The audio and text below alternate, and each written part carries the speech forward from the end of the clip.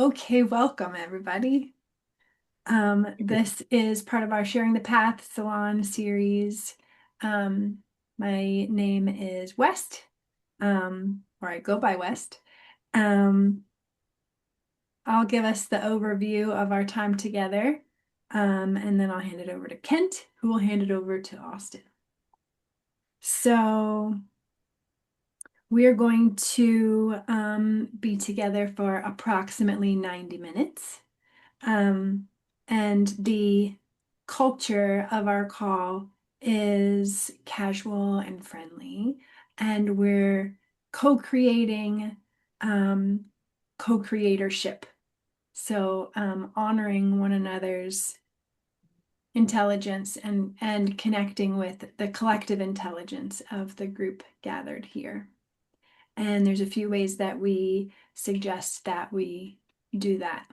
So first, we invite us all to begin with connecting with ourselves and to be in that special sweet spot of connection with self that allows and cultivates connection with others. And as we connect with others, we listen for resonance, for shared truth in what the other self is sharing. And if perchance we don't find resonance, if we feel disagreement, then we practice honoring free will. So if I have a different perspective than Kent or someone else, then I honor my free will to have a different perspective and Kent's free will to have his perspective. So we're not all trying to leave here on the same page or agreeing. So Austin's going to be giving us his presentation, and we don't all have to sign off on it and say, yes, that's the truth. Our different perspectives are welcome. Okay, so now I'll lead us in a prayer before I hand it over to Kent. So take a moment to connect as you do.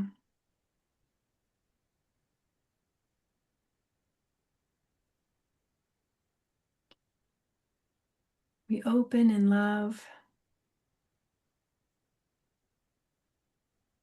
learning the ways of love. May we see one another on this call as best we're able as the creator, and humbly see ourselves as creator as well.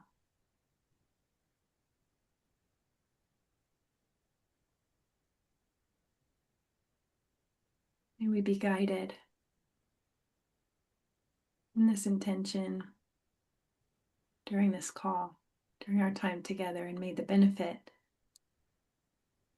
that is gathered radiate out and inform the entire planetary web.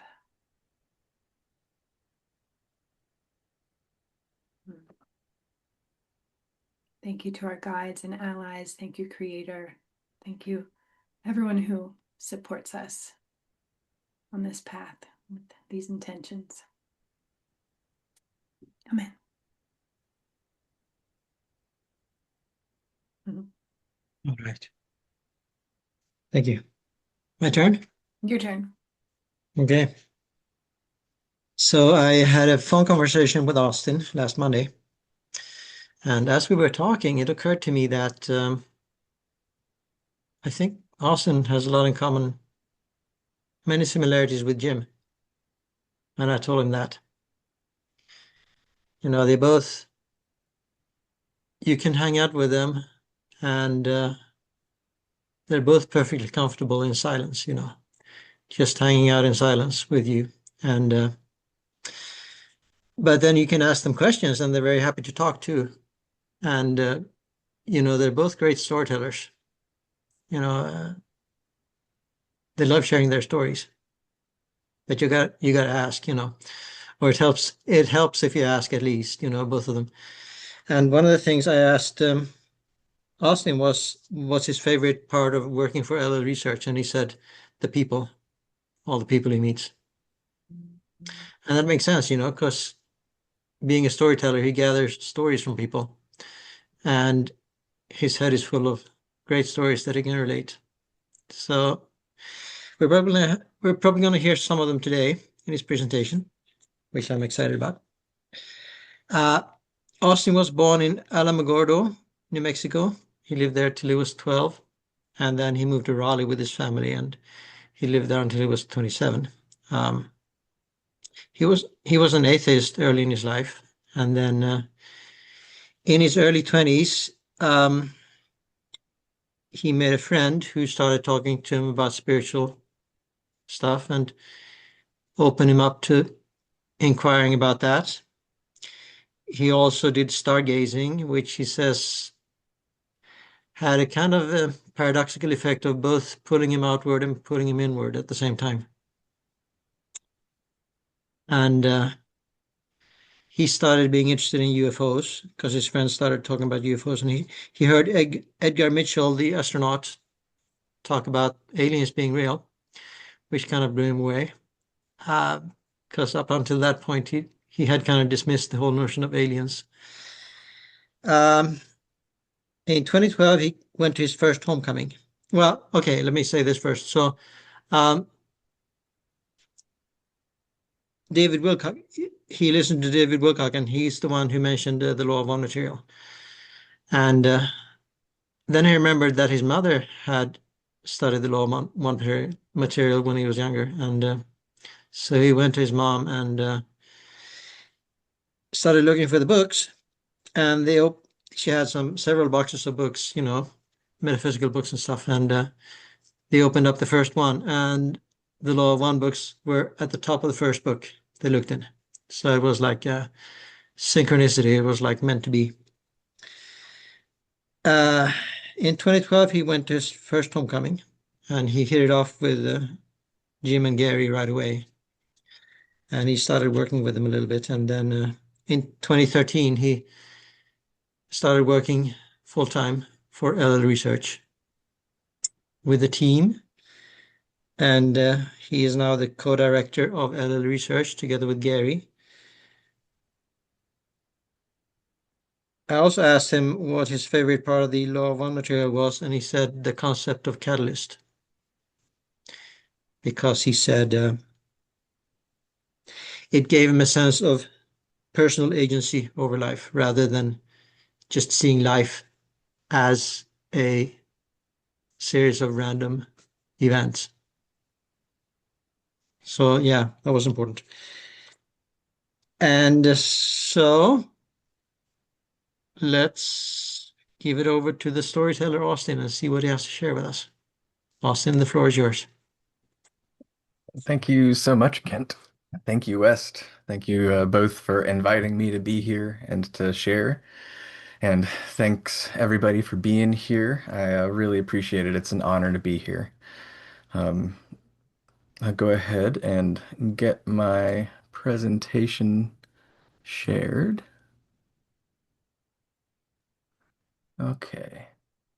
I believe you all should be able to see it.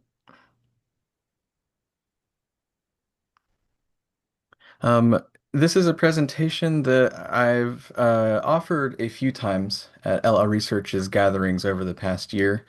It's normally in front of an audience, and there's a lot of audience participation, but for this one, I'm just going to go through all of the slides, share my ideas, and then all of that discussion can come afterwards at the end. But I typically would start this presentation by asking the audience two questions. One, how many people feel that we are experiencing a breakdown of collective truth? And two, how many people feel like we are also entering a new collective paradigm?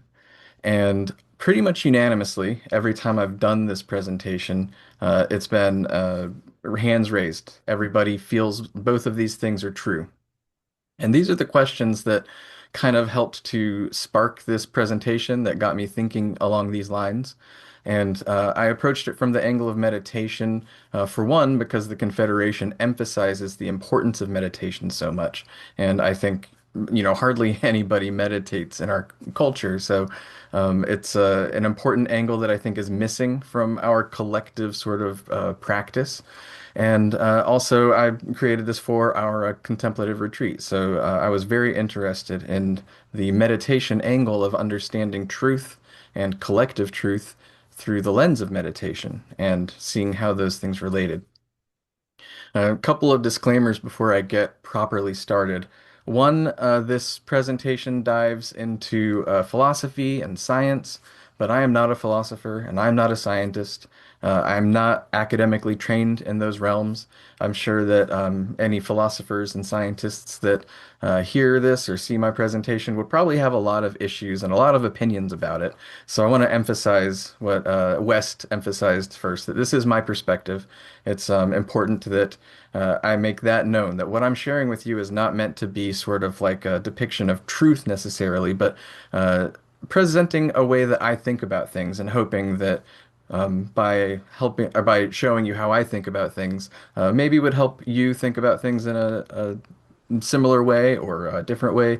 I'm just offering what is on my mind, essentially. And then the second disclaimer is that a lot of the topics I discuss in this presentation are related to Western society and like the Western view of science and investigation of reality. And there's a lot more and depth that can be explored through different other systems and different cultures. But since the Western culture is the one that I'm immersed in, and it's a very powerful and dominant culture, and is the one that really brought science as we understand it to the forefront, that's the focus of this presentation. So to get started, I will share a quote that I discovered when I was creating this presentation. And it's just a quote that resonated with me and kind of put a point on the motivation that I felt. It's from an American Buddhist named B. Alan Wallace. He writes, "It is appropriate to be skeptical of this unique authority that scientists claim, and it is imperative to reaffirm the value and integrity of first-person experiences. The church scientific that seeks hegemony over the intellect and the whole of human experience is in dire need of a Protestant Reformation." And that Protestant Reformation is sort of what I would view as the paradigm shift that is being asked to be brought forward right now. So this presentation has a few objectives. One is to explore the origins and value of science.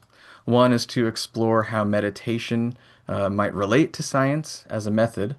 And one is to explore how meditation might help serve to help us establish a collective truth, as I call it.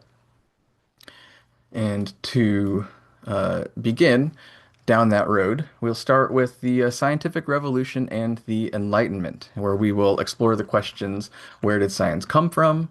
Where is science now? What was gained and what was lost in the scientific revolution? And how can we recover what was lost? So, first question is, where did science come from?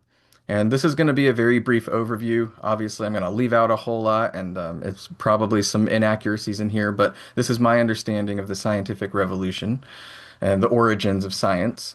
It's roughly, science became a dominant method of investigating reality roughly between 1540 and 1680. And then what sparked it were several key themes. One, Renaissance humanism. This is basically the interest in classical philosophy and a focus on what they called human potential, understanding what humans were capable of, and reading like sort of the ancient understanding of the human's place in the universe. There were technological innovations, particularly the printing press, that allowed ideas to be shared much more widely, which helped that sort of interest in philosophy spread as well and helped the philosophical ideas sort of re-emerge and become more common to common people. There were other technologies too, something like the telescope or the microscope. These things allowed us to look at the world in different ways and realize that we have a certain way that we can see the world outside of us and certain ways to examine the world outside of us, and that it was kind of different than we thought it was, such as challenges to old models like Copernicus's revolution, going from viewing the Earth as the center of the universe to realizing that we are actually going around the sun. There's a significant sort of shift in collective consciousness to accept that as truth. It decentered humans from this place in the universe, and it really changed how we saw ourselves as in the universe. There were also shifts in religious and social institutions. There was the Protestant Reformation. There was urbanization, people kind of leaving rural areas, congregating in urban areas. This helped ideas to spread more quickly. This helped people to gather more easily. It helped a middle class essentially to start to emerge from this shift. And all of this scientific revolution kind of centered at this point around one primary question, and that is, how do we know what is real? And this was sort of the primary question that philosophers, people who were investigating natural philosophy or science at that time period, were really asking was how can we determine what is actually real? It's a seems like a basic question, but it was something that for a long time, since the classical philosophers, hadn't really been considered. So there were a lot of people, significant people, that contributed to this scientific revolution, but for the sort of scientific method and the purposes that I am addressing in this presentation, there were two primary figures who made some contributions that I'd like to focus on. One is Sir Francis Bacon. His basic central idea was that knowledge must be grounded in systematic observation and experimentation. Essentially, it must be objective and measurable. Sort of, if I drop a rock and I calculate how fast it falls, others can see the same thing when they drop a rock and make the same calculations. It can be measured and it can be quantified. This was his understanding of what knowledge should be, is something that can be grounded with this sort of systematic way of observing the world around us. The big contribution, as I understand it, is what is called empiricism, which is basically that we learn what is true by observing and experiencing the world directly. We don't necessarily arrive at what is true through internal logic or through authorities. We have an ability to sort of democratize knowledge and share collective knowledge by grounding it in a systematic way of observing things around us. This was a pretty significant different way to understand where knowledge came from. And the legacy, his legacy, as I understand it, is that he basically laid the groundwork for modern science and the modern scientific method. Everything that I just said is basically the core of what we understand as science. The other figure that I would like to discuss that is relevant to my ideas here is René Descartes. His famous quote, obviously, is "I think, therefore I am." And he had a lot of contributions and ideas, but the one central one that's really relevant to my thinking here is that mind and matter are two separate realities, something that they call substance dualism. Essentially, up to this point, that sort of split that our internal world and the external world exist as two different things and can be explored as two different realms was not really the way that people experienced the world. It's not how they saw themselves, their own minds, and the external world. Rene Descartes himself thought that he was producing something that was similar to the Copernican revolution in this split. He realized that there was a lot that could be extracted and discovered by considering these two things as separate. The legacy that he gave, as I understand it, is a separation of mind and matter, a sort of mechanistic and mathematical view of nature outside of us. His approach really reinforced a view of reality as a material system governed by universal laws that could be systematically investigated. So he basically helped develop this idea that there is a very strong and powerful and consistent method of figuring out what is outside of us and figuring out how all of that works. There is a hidden consequence, though, in this split was that once reality was split in two, the only the material half had this strong method of investigation. Inquiry into the inner life became different or separate from it. It became a weaker domain. And I'm not really sure if at that point in time there was a strong ability of inner inquiry, but my understanding is that their ability to inquire about the world just exploded in the external world, but it was just remained stagnant in the internal world. So then the focus became almost solely on the external material world. And this all sort of uh, culminated in something that is sort of an outgrowth of the scientific revolution or a continuation or how scientific revolution influenced society called the Enlightenment or the Enlightenment shift. Basically, as material science advanced rapidly, the study of the mind stagnated. Enlightenment thinkers sort of focused on the universal laws of nature. They sidelined questions of consciousness and subjective experience. And matter became that primary domain of certainty and control through this period. And this period was roughly around 1685 to 1815. And everything I just shared is sort of focusing on the scientific aspect of matter, but this was a complete cultural revolution. Once the scientific revolution took place and this sort of split and this way to investigate the world became prominent, it influenced all aspects of culture, essentially. So from that point, where did science end up? In my view, and I think most a collective view, is that science for a long time has been sticking with the philosophies of materialism. That is basically the belief that only physical matter is ultimately real.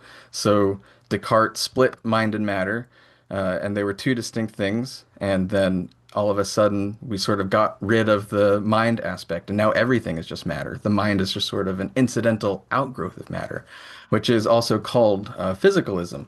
It is basically a refinement of materialism that basically leaves no room for anything besides material itself. The idea that something like love is fully reducible to physical processes in the brain, and it's ultimately just incidental and inconsequential to the universe at large. And also, a concept called reductionism is sort of how science operates. It's the idea that any phenomenon, no matter how rich or how complex or how amazing it is, it can be fully explained by breaking it down into its physical components, like its smallest physical components, that the whole is never more than the sum of the parts. And if you understand the sum of the parts, you understand the whole completely. If everything is just matter, then nothing can ever be additive to matter. It's all just matter, and you can understand everything by just looking at the matter. And that's kind of how, especially the hard sciences, academic science, really approaches science now. And I know even sciences like psychology and stuff, they can be kind of considered by hard scientists as soft science. They don't think it's kind of real science. But as bleak as this kind of sounds, there were benefits. There were a lot of positives that came from this Enlightenment shift. There was a liberation from superstition and from dogma. There was a great expansion of human rights. Their idea of human rights wasn't really a thing in Western society until the Enlightenment. There was a massive spread of education and literacy, and there was a questioning of religious and political authority, and also technological and medical advancements. All of these things have, delivered to us really incredible things.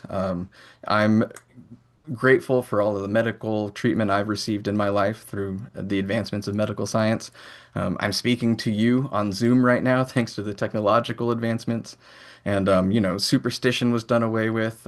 We stopped burning witches and stuff like that. So there Enlightenment shift did help society sort of cast out and reconfigure a lot of our values and a lot of how we approached the world in positive ways. However, uh, we did lose things as well. So, what is it that we lost in this process of becoming more materialistic, more secular within our cultural view through the Enlightenment? In my opinion, there's a lot that we could talk about, and I'd like to talk about it when we open it up for discussion, but we lost a sense of sacredness in nature. We lost the value, or we lost value in honoring personal and subjective experiences. We lost other modes of knowing and inquiry, like indigenous inquiry or indigenous systems, or generational knowledge and wisdom. And we also lost a calling to and from the divine. So, one example I like to use when talking about what we lost through this shift is, there were some, this is sort of a story that I've heard. There were some Native American tribes that would place a fish on the crops that they would plant as an offering to the gods, essentially. And they thought that this pleased the gods because putting a fish on the crops helped the crops to grow better. And this was consistent, and it worked. But once we started to understand how to investigate what was going on in the material world, we learned that the fish isn't pleasing the gods. The fish is fertilizing the soil.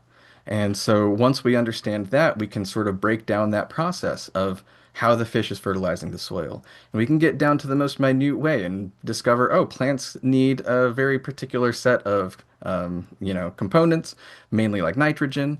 And we can then just distill it all down to that and put nitrogen in the dirt, feed the plant, and boom, we feed people.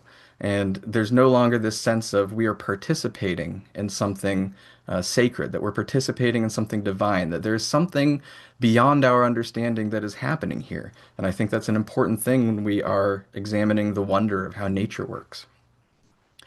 And then another point that I think is really interesting on this last point of a calling to and from the divine is that both Francis Bacon and Rene Descartes were following divine inspiration in their search for truth and knowledge. Francis Bacon fully believed that his journey was a divinely appointed task. He truly believed that he was investigating God's secrets within creation. That was his motivation for doing what he did. Rene Descartes, and even more interestingly, he had a series of mystical dreams where he received not just the motivation to pursue what he was pursuing, but he got information and lines of inquiry from his dreams about everything that he did that caused such a significant revolution in how we view the world. Both of them, these ideas that changed the world were divinely inspired within them. And I think that's an important thing to point out, that they were not materialists themselves just trying to do science. They were doing something on behalf of God and trying to discover God's secrets. One way that people commonly refer to the sense of things being lost through the shift is that the world was disenchanted. So, to this point, I ask the questions of myself. How do we recover what was lost? And can we explore other realms, realms other than matter, with the same spirit and the same rigor as science? Basically, just how material science gave us the ability to find a shared understanding of how the outer world works, can something like meditation give us a shared understanding of how our inner world works? To explore these questions, I think it's important to examine what it is that science actually does. And I'll give a disclaimer for this part. A lot of the way that I frame this, a lot of the ideas come from Ken Wilber. He's an inspiration for this sort of part of the presentation and this way of thinking about things.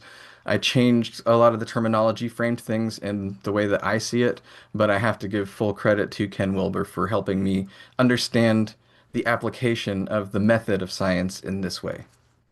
And this application, as he explains it basically, is three primary aspects of science. One is called the method or the practice. Two is observation or experience. And three is verification or community confirmation. And we'll go through all of these and talk about what exactly they mean. So the method essentially is a structured and logical process used to investigate and understand phenomena. Essentially, if you want to know X, you do Y. Doing Y is the method. It involves forming hypotheses, designing experiments, and applying tools like math and logic to explore ideas systematically. You need sort of a system, a method to do this. You need to be able to tell something that they can do in order to receive, to know what they want to know. So an example basically is if you want to know if Jupiter has moons, you have to look at Jupiter and see if it has moons. To do that, obviously, you need to invent a telescope first. But once you invent a telescope, you can point it at Jupiter and look through it. If you want to know if Jupiter has moons, look through the telescope at Jupiter. And once you do, what happens is the observation, the next sort of phase or primary aspect of science. It is the experience that shows up once you follow that method. It's essentially what science calls data. It is the raw material, just no pun intended, of science. It provides the facts that theories then must explain. So you looked through the telescope at Jupiter. You wanted to know if it had moons, and what did you see? You saw something really cool circling Jupiter that looks a lot like a moon, or like hundreds of them, because apparently Jupiter has like 115 moons or something. It's kind of crazy. But that observation is what happens if you do X. You have the enlightenment of the experience. And then the third step, equally important, is verification. That knowledge is only accepted when it is confirmed by the wider qualified community. It requires repeatability of experiments and peer review to ensure that results are reliable and unbiased. And this is a very important aspect of the scientific method. Basically, Ken Wilber calls this being reviewed by the community of the adequate. It's only accepted if you follow through with the whole method. So if you look at the telescope and look at Jupiter, you get to vote on whether or not Jupiter has moons because you followed the method. But if you don't look through the telescope and you don't follow that method and you don't get to see what's around Jupiter, you don't get a vote of whether or not Jupiter has moons because you didn't follow this method that other people follow to confirm that Jupiter does have moons.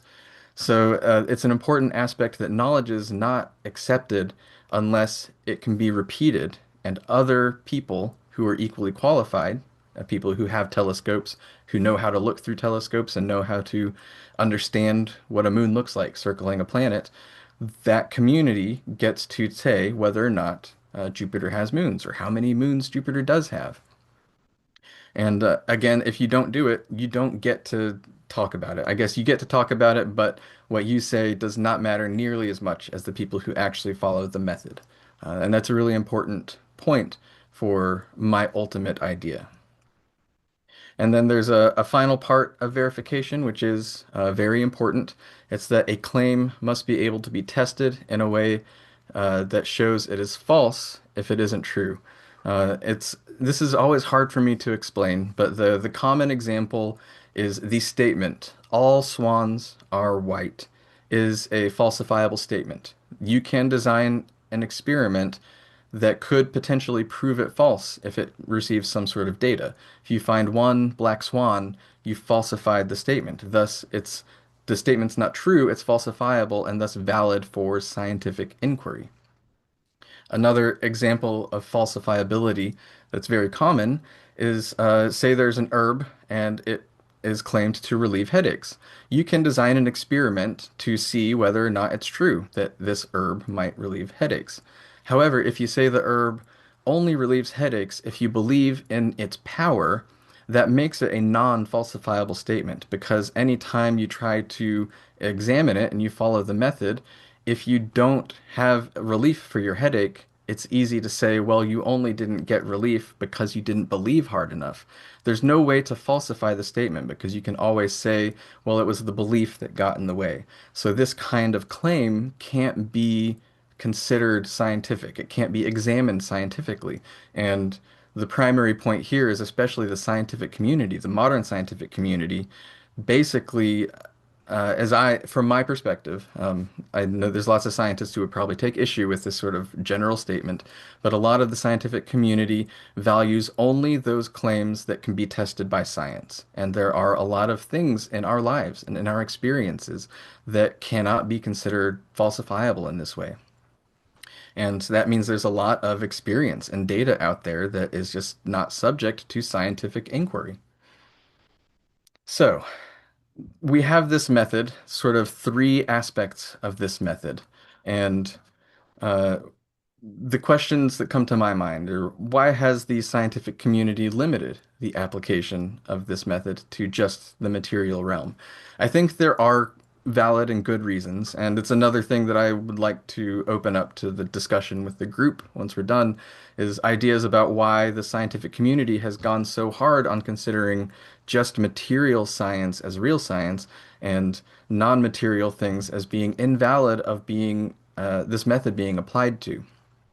And in my just, quick understanding, the success and controllability of material observations makes it prime for this method. And then the inconsistencies of personal experience, and particularly the way that we describe personal experience or the limitations in sharing personal experience, that also makes it very difficult to apply this method to more inner experiences.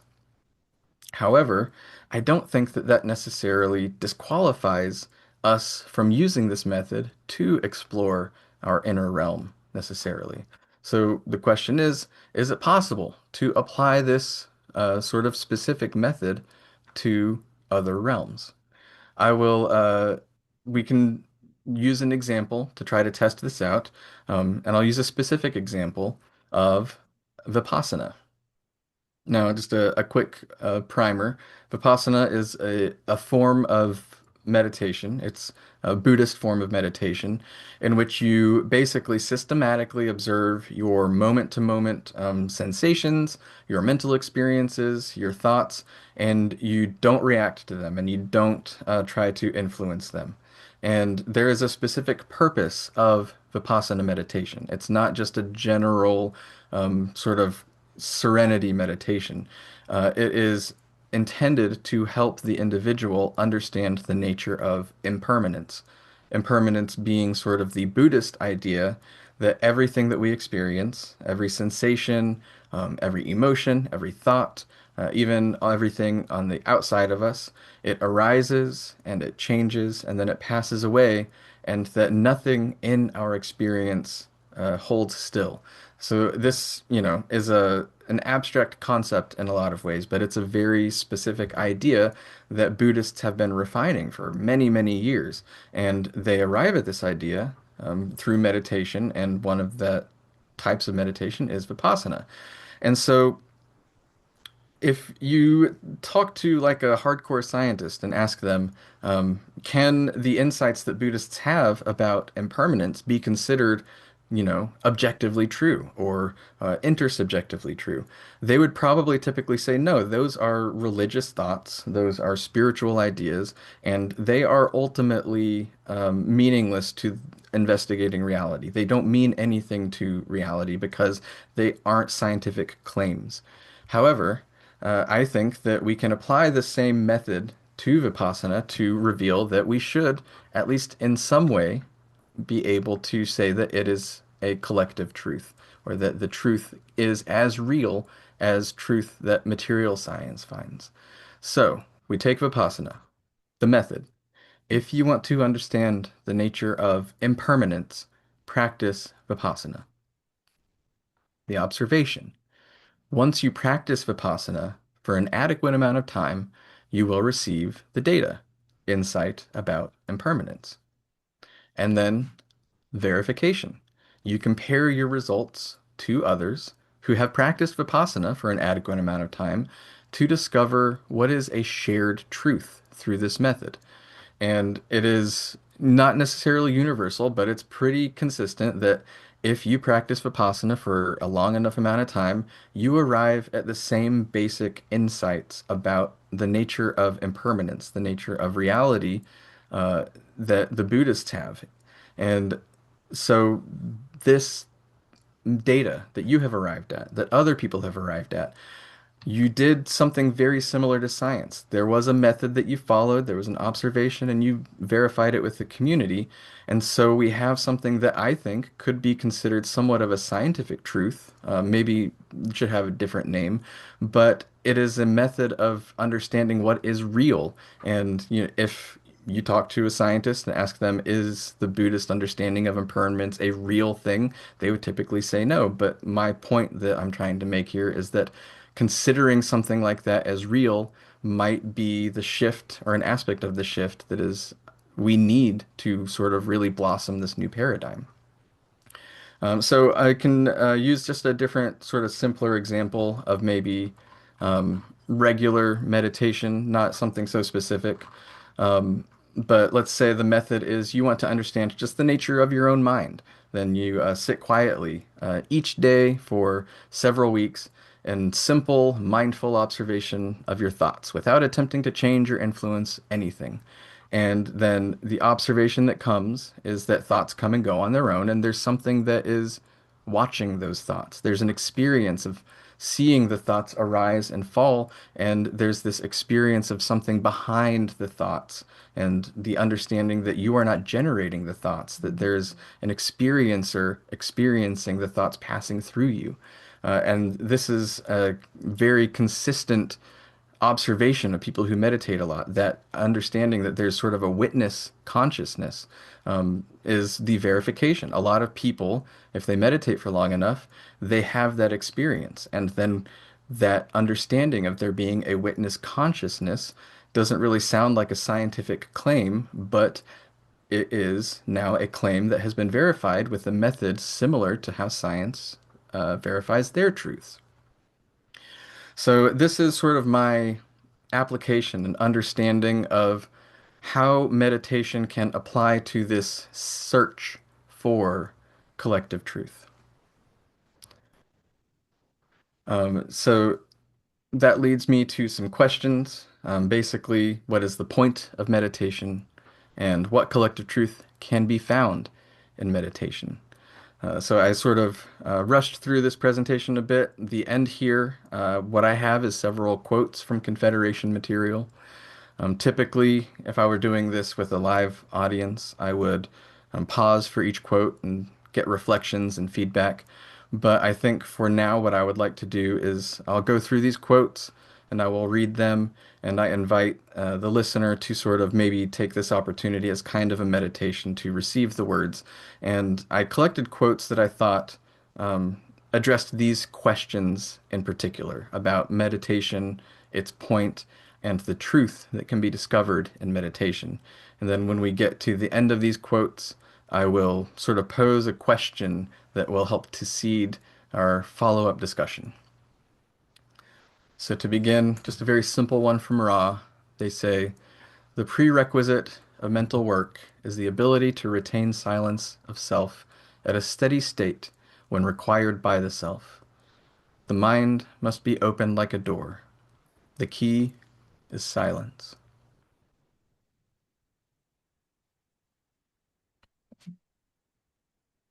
Kuo in 1994 said, we always encourage each to include in that practice a period of silent meditation. If this can be done daily, we encourage each to make that commitment and turn each diurnal period to that silence within. For within the heart of self, within that vast creation which lies within your consciousness, there is a holy of holies, and within that room waits the Creator. The door is guarded and locked against intruders, and yes, you yourself are an intruder to yourself if you attempt to storm that door, to wring something out of truth. The key to that door is silent meditation. It may take 5 minutes, it may take years. However, there comes the time when the seeker knows that the door has been opened, for within that entity, the incarnational experience becomes transformed.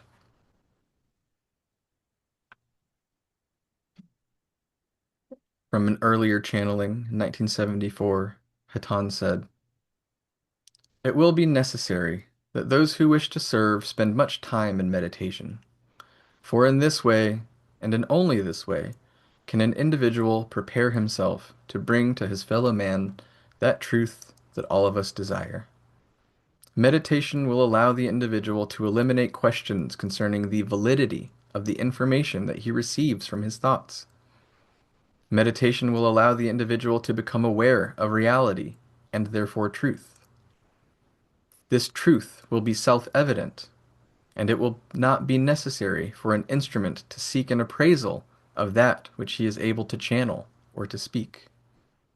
For through meditation he will know, as it is written in one of your holy books of your planet, know the truth, and the truth shall make you free. Free from what? Free from the illusion. Another early Hatan quote. Truth, my friends, can be simply defined as that which is the same regardless of who is aware of it. Truth, my friends, is the same for you as it is for us. It is the same for the Creator as it is for you or us.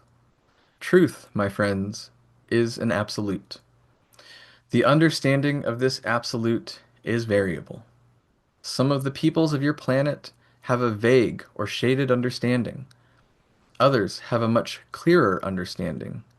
Truth, my friends, is extremely simple and requires no intellectual analysis. It is simple and within each of the Creator's children. The differences that are encountered among your peoples of your planet with respect to their understanding of this truth is due primarily and almost exclusively to one thing. It is due to their meditations, whether these meditations occurred in this particular experience or incarnation, or whether they occurred at a previous time and were carried over into the present experience. And Latouille, in 1983, shared, "The process of the seeker in seeking the truth sets in motion many opportunities for the seeker to experience that which is sought. That portion of yourself which you have come to call the higher self often sends a symbolic message to the conscious seeking self so that the process of contemplation and meditation, the conscious seeking self, might penetrate further into its own being and find more of that which it seeks within itself. As you seek to know in order to serve, that seeking shall manifest in many and various ways." And then the final quote, another early Hatan quote from 1974. "If an individual maintains his interest in things that are external, if he continues to use the intellect for analysis of each of his daily activities and for each of his confrontations as he progresses through his life, he will then be working in a very, very shallow way, with a very, very shallow objective and a very shallow opportunity to understand.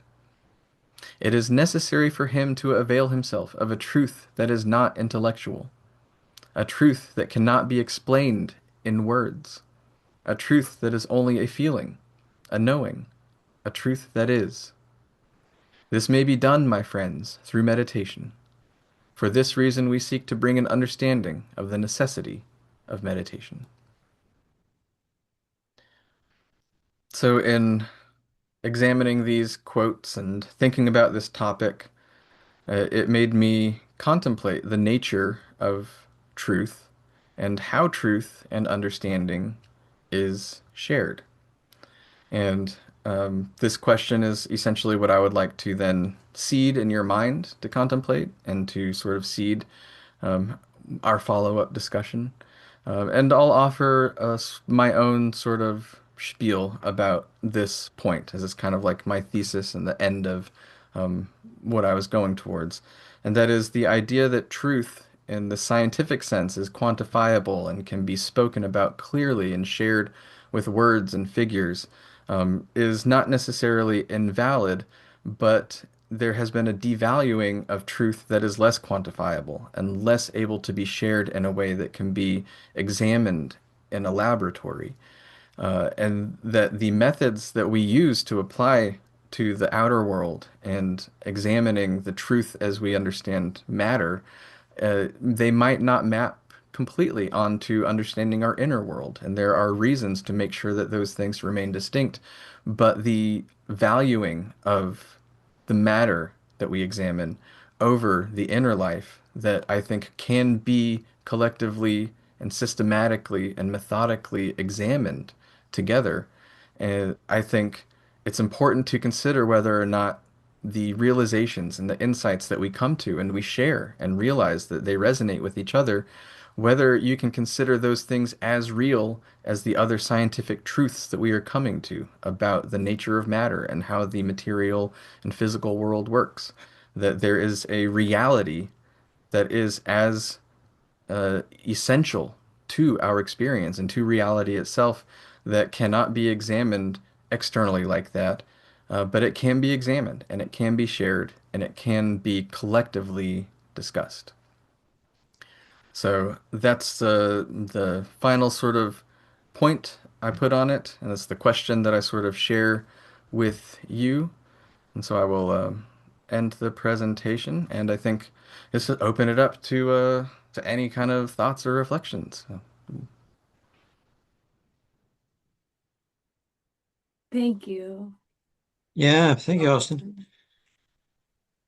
Yeah, I'm very impacted. I've seen this presentation once before in person and was very impacted at the time, both by what you put together, the information that you put together, but also just sort of like in the way that it feels to me that you embody the question of sharing truth. Yeah, it's very meaningful to me. So I just wanted to share that impact first off. Thank you. Thank you. Yeah, something that came to my mind was the work of Michael Newton, Hmm. Journey of Souls and Destiny of Souls, those books. He did past life regressions of people, or he actually regressed people to the period in between lives and had them tell him what they experienced in between their incarnations. And then he compared all the different stories that people had and, looked at what the commonalities were. And by looking at the commonalities between different people's stories, he could construct a pretty good picture or idea of what existence looked like in between lives. So that's kind of applying the scientific method to the internal world, right? Yeah, yeah, thank you for that example because it also brings up a sort of like tension with this, or not tension, but just something that I hadn't really considered when I really made this presentation, is stuff like Michael Newton's work. It is essentially applying that method to an inner experience and examining the commonalities between them. And I think that's a really important aspect of what I wanted to share is that there's actually like literal data that we can talk about, ways that the universe does work that is only accessible through our mind as an instrument. And dismissing our mind as an instrument of science, I think, is a disservice and really cuts off those understandings. So that's sort of like one layer of sort of what I was thinking about, and my point with this presentation was there's literal stuff, things about telepathy, understandings of how our minds are connected and stuff like that. We'll never be able to examine those things in a way that we collectively consider true until we collectively start valuing that first person experience and understanding how we can collectively arrive at that truth. But then there's also the sort of deeper layer that I think the Confederation quotes were pointing to was that there's a truth that's even more essential that isn't captured by words. It's, essentially love or some sort of beingness, but that there is a truth that is as real as anything that can be quantified with words, but that isn't quantified with words. And we can consider it reality because we can all share it and resonate with it. But we might not be able to necessarily speak about it directly. And that's sort of the question of how is truth and understanding shared. There's, ways to share truth that aren't sharing the words of your past life regression and realizing that these all are have these things in common. So there must be something essential here, but also just a truth that we might be able to share without speaking about it. And it comes alive in how we interact with each other and how we relate to others and how we just move about the world. I think that that's sort of the deeper layer of meditation as a method of collective truth is that collective truth can be even wordless truth. Like when you meet and interact with people from different cultures, like people from a totally different culture than your own, and you discover that there are just some basic human commonalities that you have, even though the cultures you grew up in were completely different from one another. You still have the same emotions Hmm. that you experience and things like that. Hmm. Yeah. Not kept an eye on. Okay, so if anybody wants to comment or ask any question, you can raise your hand. Yeah. Um, in the meantime, I'll make another comment, which is there's a lot that I could say. I want to just dive into conversation with you about this, Austin. Um, but yeah, I also want to leave space for other people. But it's this topic is particularly resonant and relevant for me right now. I'm in grad school to become a psychotherapist, and I'm in it at the end of my semester and writing a research paper, about um, yeah. So yeah, just finding the ways that that meditation can't be proved or whatever that like science is the lens that's utilized so often to further the field that I'm getting into, and that it doesn't like scratch the itch, it doesn't like do the thing that I really want for our field to do, which is, become more open to the invisible and the miraculous. And so many, of course, individual therapists are open to the invisible or the miraculous or grace, or, however we might say it. So not faulting therapy at all, but yeah, just yeah, it's a tension that I'm walking a lot right now in my life in grad school, um, is how to kind of play the game while also being under the radar and like doing some other things as well. Um, yeah, and then in my own practice, so I've had a practice with clients for years before I'm, licensed as a therapist, um and I work with meditative self-inquiry. And what I have learned from my teachers and also through my own direct experiences, like when I learn my mind and the construct of my mind, I also understand your mind. Like I understand the nature of mind. I understand like the sort of architecture of mind. I understand what happens when a thought becomes believed, or like when it becomes an identity. I understand how these things play out, and that's super fascinating, because it's a very subjective experience that I'm coming to understand what's going on in here, but it applies so consistently to others as well, and I really appreciate that. Hmm. Yeah. Yeah, thank you for sharing that because I think it helps to explore a topic that I think is really interesting, and that's kind of the influence of the material scientific view on things like psychology. Like, I think you talk about practicing therapists, like in my experience too, a lot of people who practice, counselors who are practicing, they have beliefs that are totally antithetical to material science. There's a lot of spirituality in therapy, in my experience. But when you take it to a university, all of a sudden there's this like overbearing influence of the science and the academia. And if you're trying to do research and you're not following the methods that, physicists use to examine physics, to then understand the human mind, and you're not able to control it in a laboratory like you can with physics, there's sort of this breakdown, and it becomes much more difficult to have like this coherent understanding of what's going on. So there seems to be like this split between practicing therapists who like do it the way they do it because they see that it works and it's valid, versus this academic understanding that even, physicists and hard scientists continue to say is like not really valid science in a lot of ways because it's so hard to pin down in a laboratory. And so that's sort of a big theme when I've done this presentation with groups.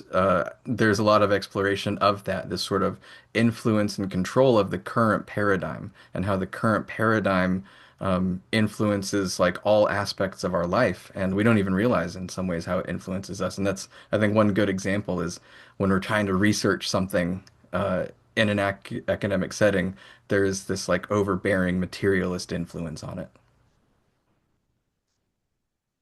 Yeah. Yeah.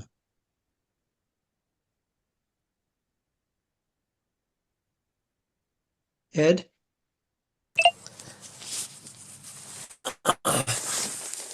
Hello. Hello, Hi. Ed. I just wanted to say about the bit that why the spiritual stuff isn't explored as much scientifically as we might like. Um, because for me, I think that it comes very much down to the observer, or the subjective or objective side of things. So like everybody can have an experience, everybody could bring in information. Like that was what you're in your example. So it's tired. It's late here, so I'm sorry if I'm mustering through my words. Um, but yes, but the point is, we'd all go into meditation, and we'd all have a very specific subjective experience, right? We'd all take that away. We'd take our knowledge and whatever else. So you could then say that, that this gives you access to knowledge or whatever else.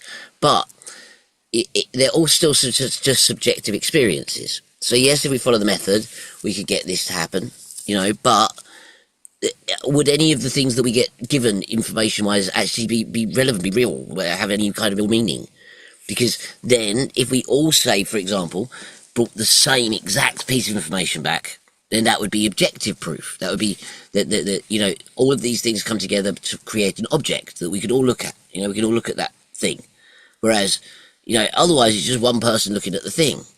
And that makes pretty much all parts of scientific inquiry into spiritual affairs just near impossible. Like you said, if you can't come up with a way of having a null hypothesis, as in testing to make sure that it's wrong, then how can you do that with subjective experiences?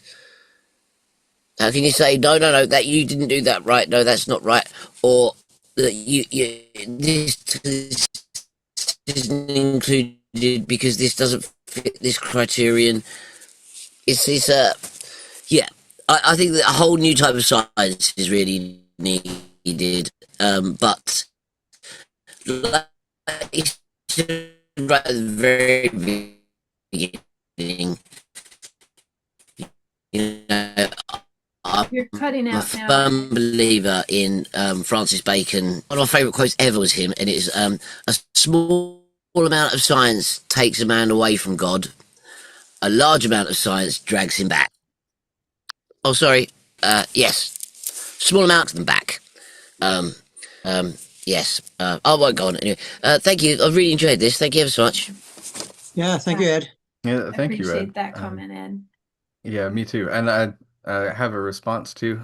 You were cutting out a little bit during that, Ed, but I think I got most of your point. And I think what you're saying is the legitimate critique of especially scientists for why these subjective experiences can't be considered objective truth. But I do think there's a way to sort of pick that apart a little bit. One, you mentioned the null hypothesis. So I like to use an example, first a non-spiritual example of like you can apply this method to something that isn't like a material science, it's an idea, and still come away with some semblance of objective truth. Maybe not objective, but intersubjective truth in some way. And let's say it's you want to apply it to like a book that you read. So let's say The Lord of the Rings. If you want to know what Lord of the Rings is about, method, you have to read Lord of the Rings. The experience. Once you read Lord of the Rings, you have the experience of understanding what the Lord of the Rings is about. And then the verification. And the null hypothesis is if somebody read The Lord of the Rings and they said that it was, about penguin migration, that's clearly wrong. It's possible somebody could say that, but it's clearly wrong that The Lord of the Rings is about penguin migration. There are probably an infinite number of ways that you can say The Lord of the Rings is about this. And among those infinite varieties, there's a lot of commonalities that you can pick apart, and then we arrive at something that is similar to subject or intersubjective truth about what the Lord of the Rings is about. And then if you apply that to meditative insights, I think something similar.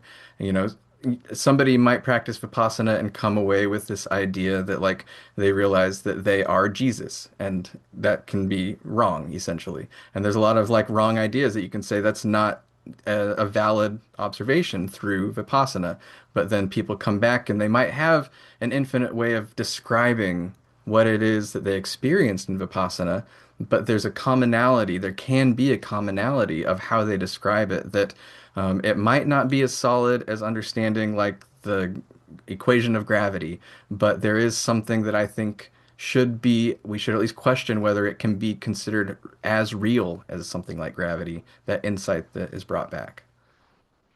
I'm with you. I fully agree. I mean, myself, I'm a firm believer in, you go into a meditative place, you open yourself up, and then inspiration follows. So I'm with you on that side of the fence. But I think that the beauty of what we're talking about here, the objective, subjective, duality part. I think that we're at a point now with things like mass, like metadata analysis. Where you can get thousands and thousands and thousands of people to do the same method. To then all get results. And at a certain, there's got to have to be a point. The science is going to have to acknowledge that. At a point that you've got thousands of people bringing back their own subjective evidence. When does all of that subjective evidence become objective? Hmm. So it's these things we've got to find a way of doing it. Pushing forward. Another thing you mentioned earlier that really struck is a big thing for me. A scientist isn't really a thing.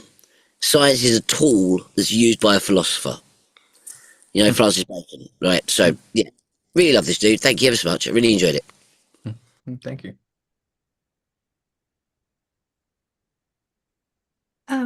Josh, did you want to say something? No, it was on a different topic, so you go ahead.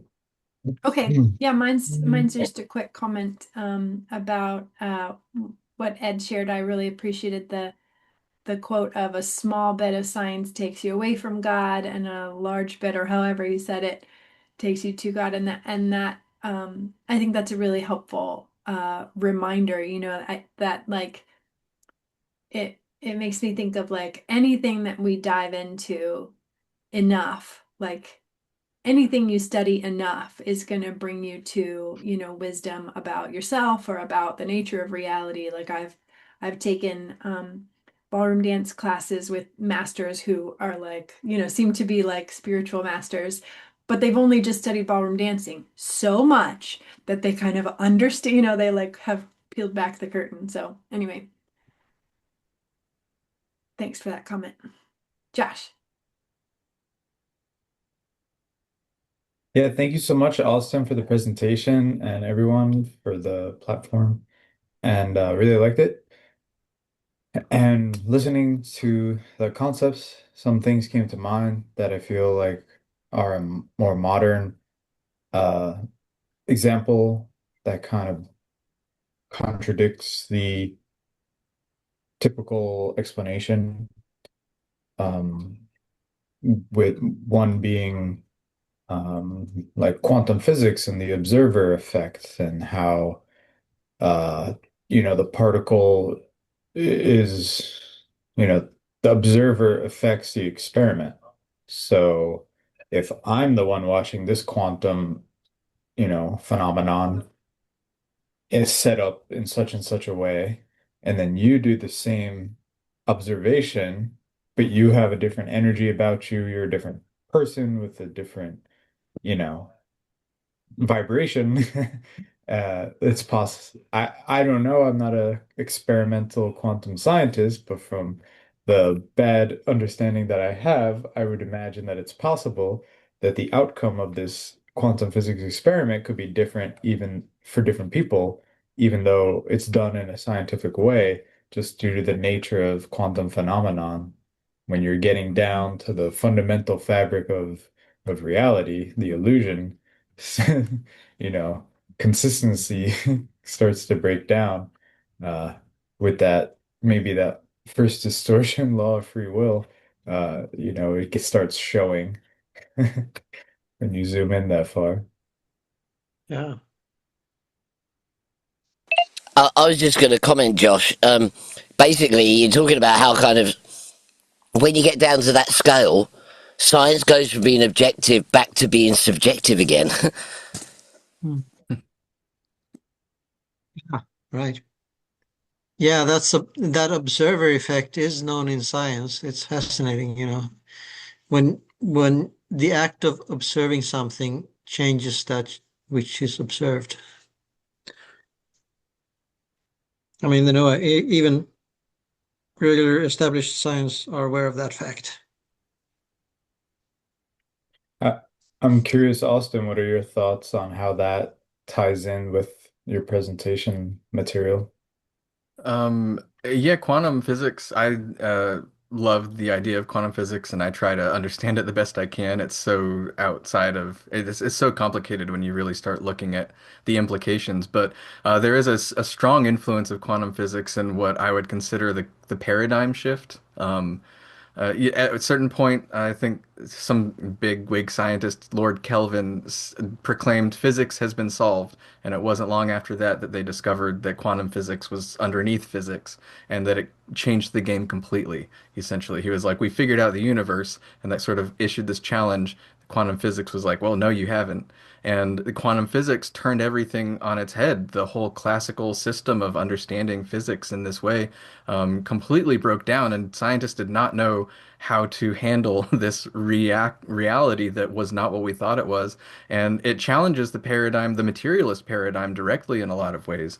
In academia, my understanding is there's a lot of debate about the how it challenges that.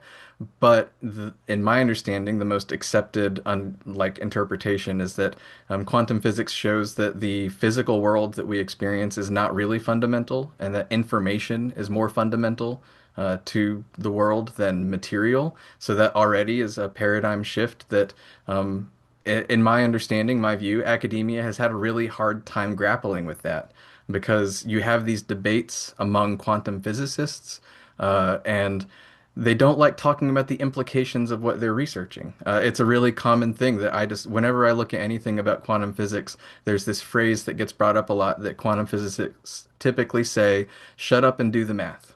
And they don't care about the implications. They get results. Their science has been able to be applied and change the world, but the implications of it, they can't even comprehend, and they don't want it to shift the paradigm. Like the paradigm is so strong that they're just like, well, we see it's real and we can apply it, but we don't want to talk about it. So just shut up and do the math. That's interesting. Yeah, that's sad for the future, evolution of mankind's understanding and consensus reality. I feel like in some indirect way, some STS form of control was, limiting your free thinking of like, Mm. kind of like the church saying, don't question God, just shut Yeah, up and do the math. right. Yeah. Hmm. I think it's natural too. The guardians of the paradigm. I think, Yeah. we'll probably serve that role at some point where we are trying to guard our paradigm against invasion from a new paradigm. So I obviously, there's some service to self-influence in the control systems that keep us from understanding the true nature of reality, but I also think it's a natural consequence of just human beings and how paradigms work. Yeah, for sure. I resonate with that. Like, I think we get to a certain level of coherence, and it's not the ultimate truth, but it's like, it's what I've got, and it does make sense. And then, like, I resist breaking through to the next one because it's going to shatter, Hmm. the current understanding. I Hmm. think Right. it's a natural phenomenon too. Yeah. Mhm. Go-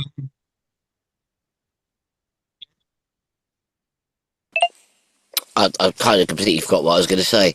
Hmm. It is late here. I do apologise. There's no worries. It's okay. Maybe it'll come back to you. I did have another topic that I feel like Austin I, from a previous conversation, I can't remember, you may have had some depth in AI and how people who can go to the same AI chatbot and ask it the same question could get two different answers. Yet AI, large language models, not that I'm an expert as well, very much not well educated in that, but my understanding is that they've crawled the internet and indexed everything to a point where they're pulling from their own neural network databases.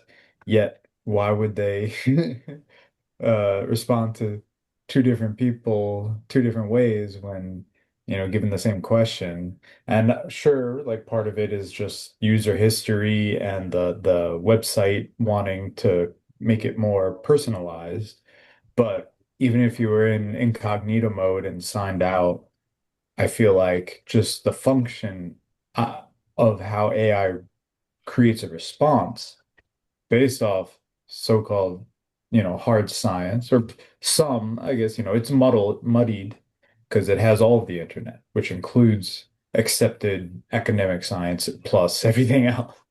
So Mhm. it's kind of understandable, but it's an interesting thing. And I feel like scientists or researchers or academia is utilizing AI to go further. And I feel like they might wind up with more subjective uh, speed bumps from using it. What are your thoughts, Austin? Yeah.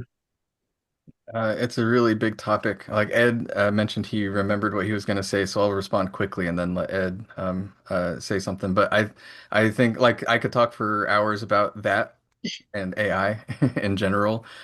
But my sort of response is I think that AI, the way that it has been implemented, the way it exists in society, is going to further break our shared collective truth. And that's kind of the catalyst it's presenting. It's kind of the intention of it, in a sense, a divine intention to like exacerbate our collective breakdown of truth and tr help us try to figure out how to get around that and maybe discover a new form of truth when truth just doesn't seem to exist in the age of AI. Yeah. Fake news.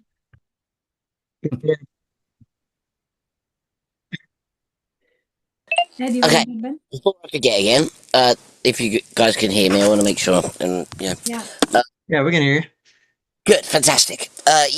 The thing I remembered was talking about ether. So I personally think that science has not really recovered from when they took ether off the table, because it scrambled around trying to find things to replace it.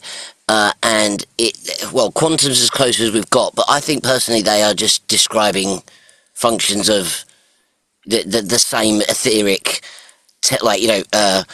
baseline reality that people have been talking about for a few thousand years. I personally think that that's where science kind of has been led astray.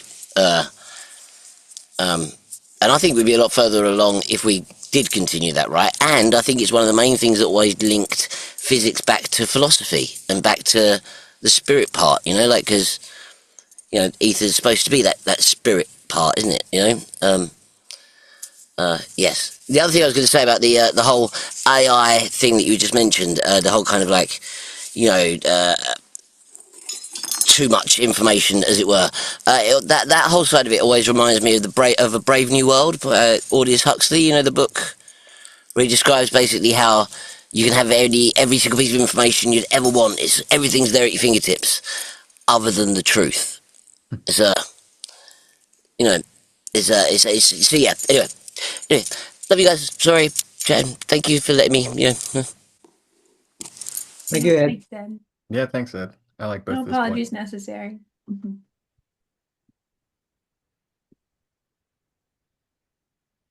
Yeah, Austin, you want to comment on that? Yeah, I think that's really interesting. I would actually, if Ed has a couple of minutes to share his thoughts about what, I have a loose understanding of what they thought ether was and its role it played in the natural world, and that it was kind of like we discovered it doesn't exist and we cast it out. So I'd be curious to understand more about what you mean, Ed, and what role it played and what we're missing now from casting it away. Yeah. Okay, I have one thing to say, and anybody that can answer me this, I'll happily just be like, oh well, that's done. In order for a wave to propagate, it needs a medium to move through. What Hmm. does an electromagnetic wave move through? Mm. Right. An electromagnetic field. What's a field made of? Grass. What's vibrating in order to give you a field? Yep, that's a good point. Yeah. It's hand wavy. It's hand waving Einstein it believed that away. there was ether, 100%. He said physics doesn't work without ether. Mm. That was Einstein's thoughts on it. But Mhm. no, everyone just got rid of it. They weren't funding. If you wrote ether in a paper, it would get jumped in the bin. Yeah. It's Mhm. the world changed, and arguably things like string theory. String theory has had so many hundreds of billions of dollars thrown at it, and they've basically come up with nothing at all. All they Mhm. keep finding is more quantum stuff. That basically, this is one thing I was going to say about science, right? Science, because of the way that it's done, and people will keep going, and and they'll keep finding the truth because that's what science does. It will keep testing and testing till you get those little truths, those little proofs, right? Mm. Like eventually, it's going to discover the ether accidentally. Mhm. Because it's going to keep getting better. And I'd say that the more they understand about quantum and the kind of the interconnected kind of there's no space, there's no time, we're all one thing. Physics is finding this now. And it all comes down to the 0 point energy field, the same things that essentially is what I'm talking about. The fabric in which the universe exists at. Mhm. Because that was what the ether was. It was always these particles that were so much smaller than, what is it? They said that you could get like a million of them or something inside a tin atom, something like that. It's supposed to be unbelievably tiny, and that would be the medium by which the little wave would move through. It would be Mhm. the water molecules that the wave of the ocean would flow through, right? That the ancient Hindus I think they believe there was like 6 types. So you had 4, like one for each element, which would be like you could argue that would be the same as like spin in a quantum oscillator or in a proton or whatever. Mhm. So uh, so you'd get the hot, what's it called, a fire, earth, air, water, but you could describe that as up, down, left, right. And then they had one that was the Akash, which is basically the memory of the universe, and then the other one was the ether, which was like the fundamental fabric, Mhm. the spirit part. Um, and yeah, I don't know why they stopped doing it because it links it all together. It makes physics spiritual straight away, just because of it's that you are investigating that spiritual chunk of the universe Mm. in its most pure. I don't know. Anyway, blah blah blah. I hope I made my point. Love you guys. Yeah, no, it's good. It's Yeah. good. Thank you. If so, I want to say something. So, Thomas Campbell, some of you may have heard of Thomas Campbell. He wrote the book My Big Toe, Mhm. The Theory of Everything. He's a physicist, modern physicist. According to him, the modern term for the ether is quantum field. And maybe you mentioned that, Ed. I think you might have mentioned that. Yeah, it's the quantum foam. If you Kind of, imagine it yeah. being foamy like they're bubbles, Right. Gonna come Well, from tiny. he says quantum field is the term that modern physics uses for the what was used to be called the ether. Mm. And yeah, it's like the medium that everything moves through. The universe moves through this medium. Mhm. The light waves moves through this medium. Yeah. Yeah. He's great. I love Thomas Campbell. Yeah. I saw him at the Sci Games last year, and he gave his presentation. It was amazing because I feel like he arrived at the law of one through like what appeared like a fully scientific and logical reasoning breakdown. Mm. In so it is very much describing what Ra describes, the law of one and quote, but not came from channeled anything. Hmm. Right. Just logical deduction. Yeah. Yeah, very Right. impressive. Yeah, for Bernardo sure. Kastrup is kind of similar. It was Who? very Bernardo Kastrup, Okay. very like deep into science, classically trained in science, and kind of busted out and through his discoveries through investigating so deeply. Hmm. Yeah. Right. But he wrote a book called Materialism is Baloney.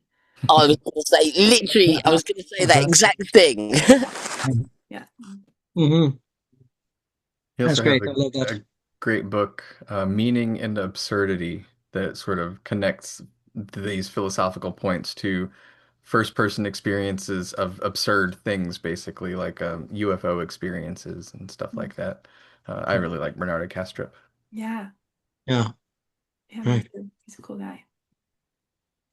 You know, Yeah. what's going to throw everyone off is when fifth density entities start interacting with us in a scientific way, they'll appear differently to everyone because they could change their form at will. Right. Whoa. So it won't be objectively, we won't be able to objectively validate it. Hmm. Right. Yeah. Yeah. I think we're gonna like experience a lot of talking about like how our paradigms like kind of get set and then we have to break them down. Like as things continue to change, we're probably gonna experience a lot of cognitive dissonance and like either fight that and struggle with that or accept it and like okay, my limited understanding has reached its capacity and I'm going to surrender. It's like then there's the opportunity of like the choice, becoming the fool and trusting reality. Yeah. Yeah, not needing the safety net of reality to keep you solid. Yeah. I quite like what Terence McKenna said about the kind of upcoming shift, and he was like, things are just going to get weirder and weirder and weirder and weirder until it just gets so weird you have to ask what the hell's going on. Yeah. Yeah, Right. I definitely Yeah. feel that happening. Yeah. Me too. All right. We're past 8:30. Yeah. Um, are we ready to wrap it up? Yeah. Any final comments or takeaways? Or shall we close? Thank you so much for having me. Yeah, Thank you thank for you. joining in. Are you ready to? Let's finish with some gratitude. And just invite us to all experience gratitude in this moment for one another, for coming together to connect in this way. Gratitude also for whoever supported us when we invited you in, our guides and allies. And thank you, as always, to the one infinite creator. Thanks. Love y'all. Thank Thank you you. so Love much, you all. Rust. And thank you, Josh and Ed. Yes. Love you guys. Have fun. Yeah. Yeah. Thank you, Austin, for that awesome presentation. Thank you so much. It's an honor to be here. Yeah. Honored to have you.